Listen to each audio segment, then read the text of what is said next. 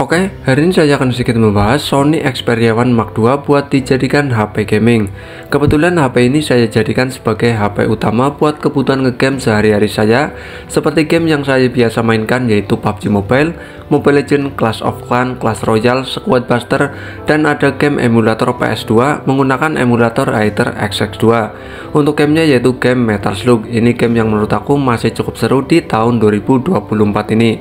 Buat teman-teman yang suka game PS2 pasti pada tahu lah. Oke, untuk game yang pertama yaitu game PUBG Mobile ya. Untuk grafiknya kalian tinggal pilih saja.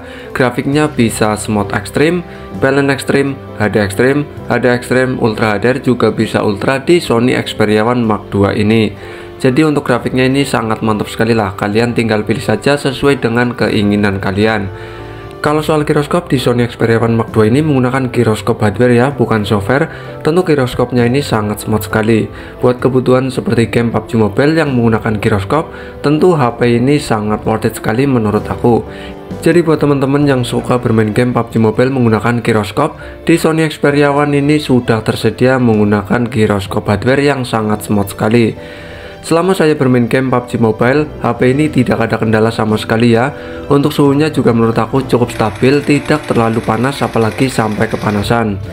Ya buat war pun ini sangat stabil ya, tidak ada frame drop ataupun ngadat-ngadat. Tentu ini sangat lancar sekali lah buat kebutuhan game seperti game PUBG Mobile. Kalau baterainya sih menurut aku tidak terlalu boros banget, juga tidak terlalu irit banget. Kurang lebih pemakaian dari full 100% ke 10% kurang lebih bertahan sekitar 1 jam lah. Menurut aku sih cukup lah, karena ini HP lama ya, otomatis baterainya juga tidak terlalu awet lagi. Ya meski kapasitasnya 4000 mAh tapi sudah cukup lama ya. Jadi soal baterai menurut aku sih cukupan lah, tidak terlalu irit banget, juga tidak terlalu boros banget.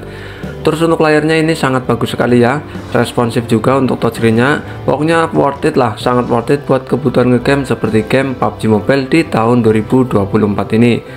Untuk game yang kedua yaitu game Clash Royale ya. Ini game sih menurut aku cukup ringan, bisa dikatakan sangat ringan, karena HP kelas low pun sangat lancar buat bermain game kelas game Clash Royale. Game ini sangat cocok sekali buat menemani saat kita santai ya. Game ini juga cukup menegangkan apabila lawannya sangat tangguh.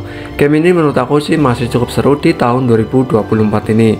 Jangankan untuk bermain game sekelas game Clash Royale ya, ini jelas sangat lancar sekali, karena game ini termasuk game yang sangat ringan. Buat bermain game PUBG Mobile pun sangat lancar sekali.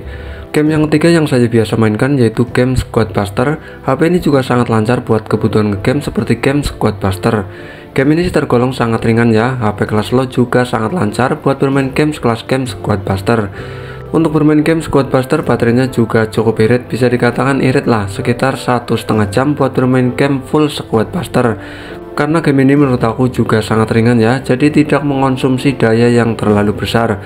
Untuk suhunya juga sangat stabil ya, tidak panas, cuma hangat-hangat saja. Terus untuk bermain game Mobile Legends, grafiknya kalian tinggal pilih saja, bisa Ultra dan bisa Super. Tentu ini grafik yang sangat mantap sekali karena menggunakan chipset Qualcomm Snapdragon 865. Untuk suhunya saat bermain game Mobile Legends, HP ini cukup panas, dan untuk baterainya juga cukup boros menurut aku. Seperti saat bermain game PUBG Mobile, kurang lebih bertahan dari 100% ke 10%, kurang lebih dapat shot sekitar 1 jam.